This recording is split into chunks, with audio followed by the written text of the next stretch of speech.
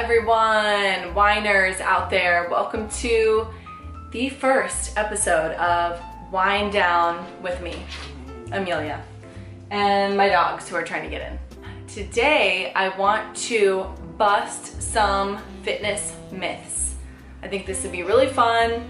Hopefully I won't get too heated about some of them, but I want to go through the top 10 fitness myths that we hear in the fitness and health industry, in mainstream media. I want to go through them and kind of dispel them as much as I possibly can. So without further ado, grab some wine or whatever and let's wind down. Okay, first fitness myth, and probably the one I hate the most that's gonna make me upset. So, number one, women will get bulky if they lift weights. Let me drink some wine. This is not true. Women are not biologically built the same way as men. We don't have as much testosterone. There's no way we're gonna get as much muscle mass as men unless we're on anabolic steroids. So the big, huge bodybuilding physique competitor bodies that you see in women, they're using supplements or anabolic steroids to get that look. Let me just tell you, I've been lifting heavy weights for years now and I'm not bulky, in my opinion. Women, ladies, you're not gonna get bulky if you lift weights. Trust me, what you're gonna do is you're going to really sculpt and shape your body. You wanna build a butt, you gotta lift heavy weights. You wanna build nice legs, nice thighs, sculpted shoulders, arms, just for a nice all-around lean sculpted look, you've gotta be lifting weights. It will not make you bulky, I promise. Go head over to Instagram and check out the girls that have that nice, lean, toned, firm butt or legs or physique in general. They're not doing cardio all the time. They're doing some form of resistance training or lifting weights. So I rest my case. All right, second fitness myth. If you aren't sore, you didn't work out hard enough. So this is that goes along with that whole no days off camp, go really hard every day. You have to be really, really sore or else you're not gonna see any progress. You're not working out hard enough. There's trainers in the gym that will just try and kill their clients and hammer them and leave them crawling out of the gym. So they're like, yeah, I killed my client. They're so sore the next day. This is not necessarily, it's not an indicator of progress. So just because you work out really hard and you're really sore, yes, you're breaking down muscle and you'll probably have an adaptation after that, but it doesn't necessarily mean that you are really gonna progress. In my opinion, the best way to work out is to where you can do it again the next day. So you wanna be challenging yourself, but you also don't wanna hammer your muscles so hard that you can't work out the next day or 2 days later or 3 days later. Of course, if you're doing exercises you haven't done in a while, or you're hitting muscles you haven't really hit before, you're probably gonna be a little bit sore. There's nothing wrong with being sore, but you don't wanna kill yourself all the time to where you're so sore you can't walk or you can't make it back to the gym the next day to train another muscle group or to train that same muscle group a few days later. So soreness, not an indicator of progress. Third fitness myth, diet or low-fat foods are healthy. This doesn't necessarily mean the food is healthy. You need to be reading the nutrition label. So certain foods that say diet on them or low-fat or fat-free, sometimes when they take that fat out, they're actually substituting another ingredient that could be a chemical, it could be something that's been engineered in a factory to get that same taste or that same flavor back in the food item. But definitely be wary of foods that say diet or fat-free or low fat on them, because usually they're replacing it with something else. This isn't always true, but definitely a myth that fat-free or diet foods are all healthy. That's just not true. Take, for example, Diet Coke. Diet Coke has aspartame in it, has lots of other chemicals that, while yes, it might be lower in calories or sugar or whatever it is, it's not good for you. In my opinion, you might as well have the real thing. You might as well have Coca-Cola with all the sugar in it. once in a blue moon. Diet foods or low-fat foods are not always healthy. Okay, fitness myth number 4. Cardio is the best way to burn fat. This, I'm gonna say, myth. And the reason being is that while cardio will burn calories, and you can definitely lose fat by doing cardio, cardio is great for that, it's not necessarily the best way to lose fat. So just only ever doing cardio, I talked about this in my last video, not the best idea. You want to maintain muscle because muscle is going to be burning calories throughout the day and in turn burning fat. So in modern life, we're very sedentary. So in my opinion, resistance training is the best way to lose fat and build muscle because you want to keep muscle. Muscle is very important for everyday life, mobility, strength, and you want to be burning fat at the same time. So while you're sitting at your desk, you're burning fat. While you're sitting on the couch at home, you're burning calories if the more muscle you have. So cardio is definitely one way to burn calories and lose fat. But if you do a lot of cardio, just that's all you ever do all the time, you're sending a signal to your body to lose as much weight as possible, which can include muscle. So we don't want that. We want muscle because it keeps our metabolism working all day, keeps our metabolism fast, and it's burning fat throughout our day, burning calories. So in my opinion, cardio is not the best way to lose fat. So number 5, you can tone up or create a toned physique, a sculpted physique by doing high reps with low weight. While you can get a great workout with low weight and high reps, it's not necessarily what you want to be doing for a toned and sculpted look. So people who have really nice sculpted physiques are usually doing some sort of heavy resistance training to build muscle and lose fat.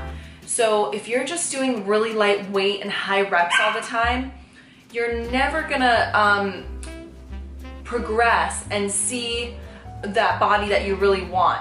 You might be burning a lot of calories, which is great, or you might just be feeling like you're getting a burn, but feeling like you're getting a burn doesn't always mean that you're really breaking down the muscles to where they're gonna rebuild stronger. So take for example, if you want a really nice sculpted firm butt, if you're just doing body weight donkey kicks or squats all the time, eventually your body's going to adapt and it's going to need a louder signal. It's going to need more resistance. So I highly recommend not being afraid of lifting weights, lifting heavy. Have a spotter, have someone with you, start slow and inch your way up and gradually progress to more weight, because that's when you're really going to see the change in your physique and you're going to build more of that sculpted toned look. Okay, so number 6. Just eat less and you'll lose weight.